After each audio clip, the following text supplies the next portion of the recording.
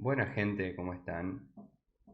Disculpen la ausencia en estos últimos meses que no estuve subiendo videos. Estaba pensando otro formato para el canal, ya que el formato anterior, si bien a mi entender, estaba bueno, pues tenía animaciones, estaba dinámico, tenía memes y todo eso. Honestamente, cada video me llevaba bastante tiempo de producción y limitaba la cantidad de videos que yo podía llegar a producir por toda esta producción que justamente tenía. El formato de los videos que van a seguir siendo subidos en el canal van a ser más relajados, es decir, van a ser más formato streaming, en el cual simplemente me filmo, no siempre voy a estar mirando la cámara, por ejemplo, y demás, voy a ir alternando con la pantalla de la computadora y la cámara y demás. Así que sé que puede ser un poco menos dinámico, pero prefiero no dejar de entregar el contenido que quería entregar y poder seguir subiéndolo a no poder subirlo por no hacerlo tan lindo como me hubiese gustado en un primer momento. Así que, habiendo dicho esto, arrancamos con el tema del video. El tema del video de hoy es polémico, es las cosas malas de estudiar ingeniería en sistemas, ingeniería informática, ingeniería en software. Estoy pensando esto como una serie más o menos de 4 videos en los cuales lo voy a ir dividiendo en las cosas malas, las cosas buenas. Después voy a analizar de qué se trata cada materia para que los que piensan anotarse a la carrera de ingeniería lo consideren y lo tengan en cuenta. Honestamente, para mí fue todo bastante una sorpresa cuando fui haciendo la carrera, porque por más que vi el plan de estudios y todo, el título de la materia y los temas que describían, la verdad que poco me decía de qué iba a terminar viendo en la materia realmente. Y por último, las conclusiones de si yo creo que vale la pena hacer la carrera o no, si aporta algo realmente en lo laboral o no, y cuáles son los beneficios, digámosle, de tener el título versus no tenerlo. Este, Así que esta sería la primera parte, es quizás la más polémica porque yo tengo varias críticas contra lo que sería el sistema educativo y sobre todo aplicado a sistemas. Así que sin dilatar más la introducción, arrancamos. El primer tema que yo noté que no me terminó de cerrar mucho de la facultad es que yo pensaba que todos los o gran parte de los profesores que iban a estar enseñándome las cosas y demás iban a estar realmente actualizados, enterados y demás, y que iba a poder mejorar mis capacidades, digámosle, técnicas a muy alto nivel. Y con lo que me terminé encontrando fue con profesores que se memorizaron apuntes o libros o cursos o lo que sea de hace 30 40 años, literalmente, y estaban explicando temas de hace 30 o 40 años que distaban muchísimo de la realidad.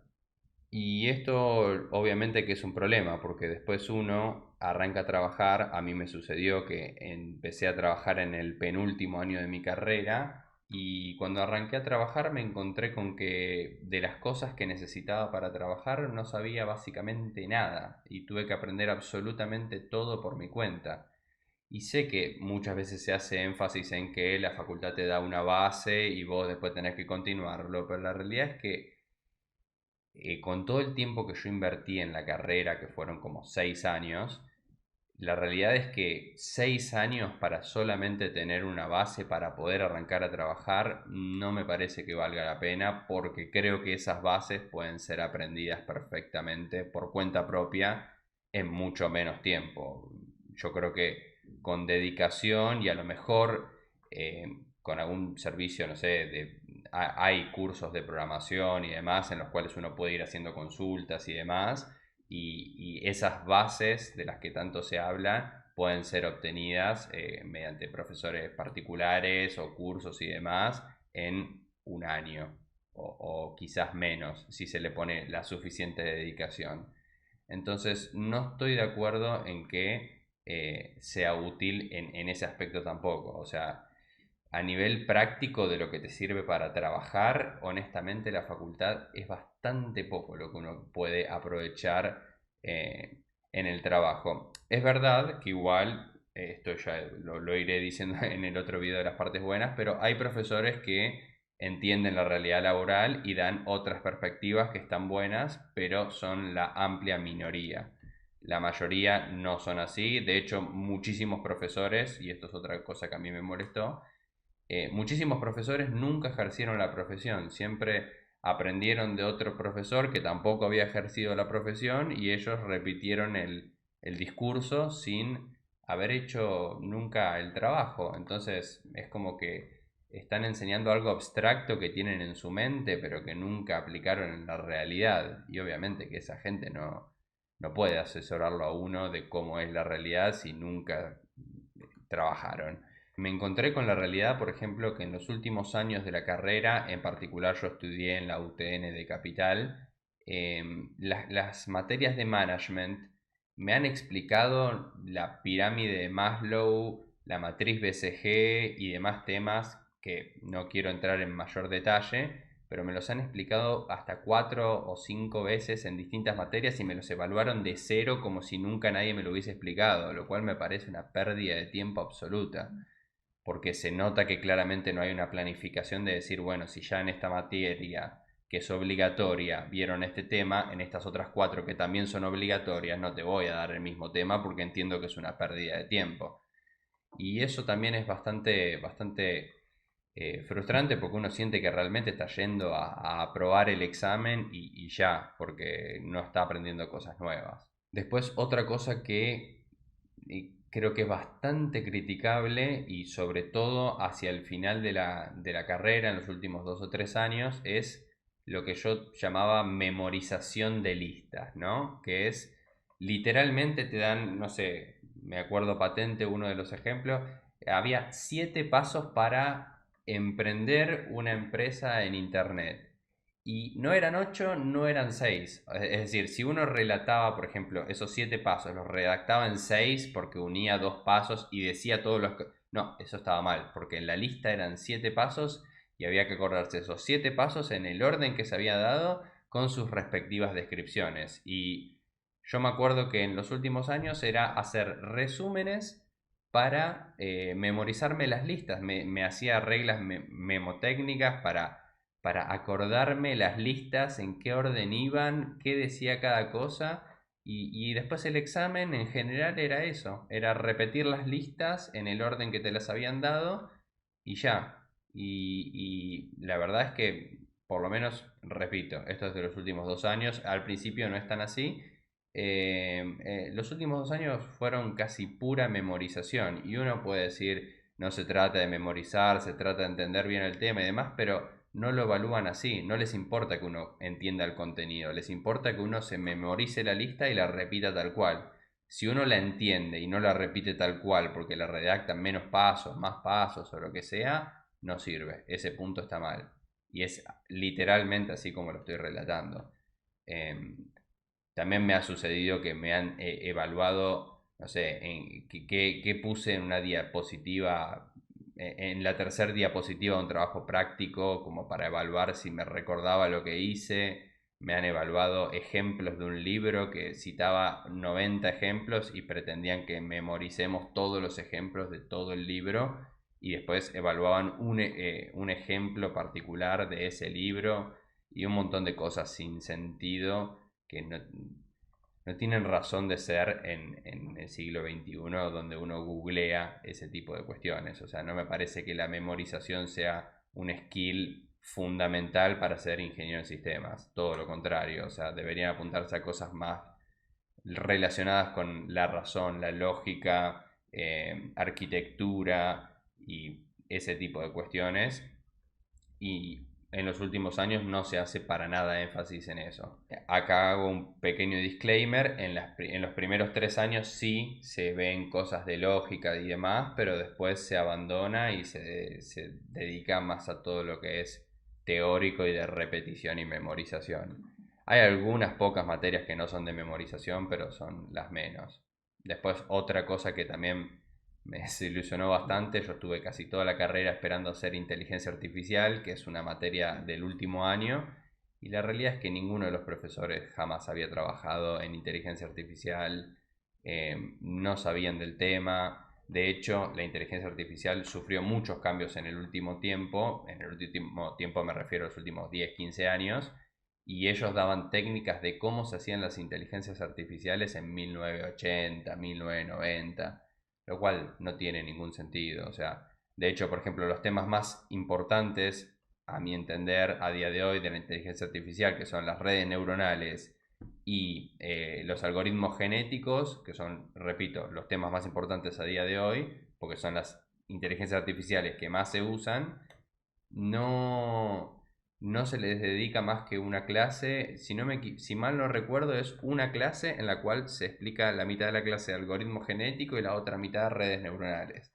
O si no, son dos clases, pero estamos hablando de una materia de 16 clases. O sea, que dos clases sea lo importante y 14 sean cosas de hace 40 años no tiene ningún sentido. Otra cosa es la demora absurda burocrática que hay. Por ejemplo, yo me recibí en el 2018 y en el 2018 solicité mi título y pasó parte del 2018, todo el 2019, todo el 2020 y ya estamos en el 25% del 2021 y aún no recibo mi título. O sea, estamos hablando de que una carrera de 5 años se están demorando más o menos 3 años en entregar el título. Es un sinsentido total. Afortunadamente no necesité el título para ninguna cosa como solicitar una visa o ese tipo de cuestiones. Es decir, el título de ingeniería de sistema no es un título habilitante como es el de arquitectura o el de abogacía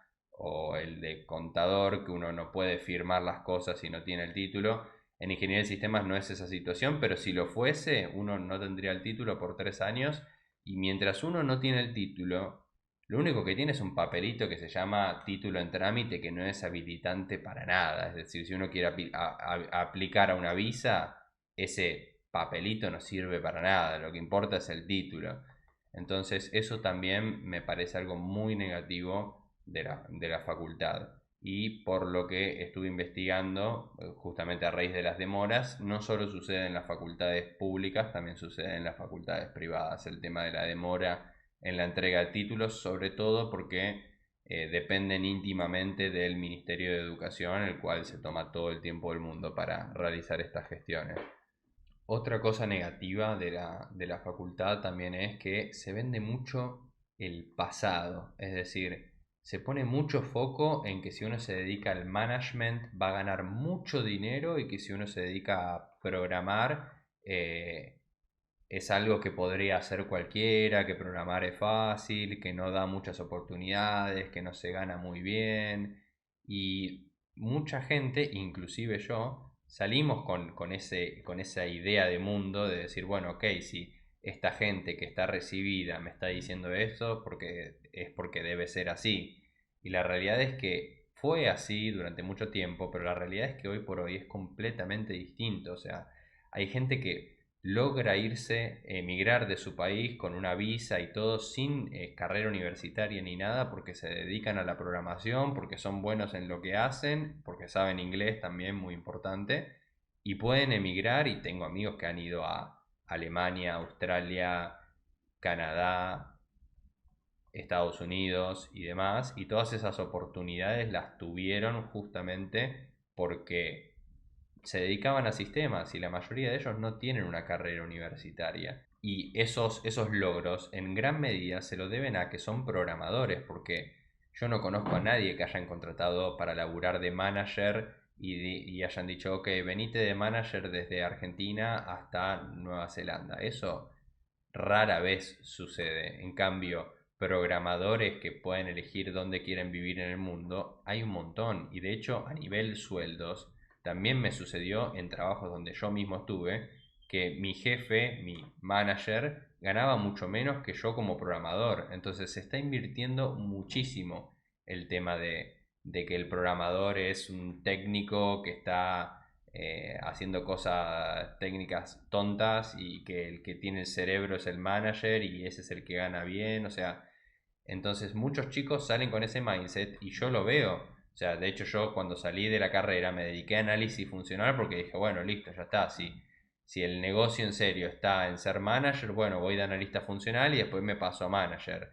Y un montón de personas que conozco que también salieron de la carrera hicieron lo mismo que yo y después terminaron migrando a desarrollo porque se dieron cuenta que en desarrollo pueden elegir en dónde quieren vivir del mundo, pueden conseguir trabajo freelance para el exterior, pueden trabajar desde su casa cuando quieran y sin ningún tipo de problemas, que hay un montón de oportunidades muchísimo mejores, que inclusive también los sueldos son muchísimo más altos.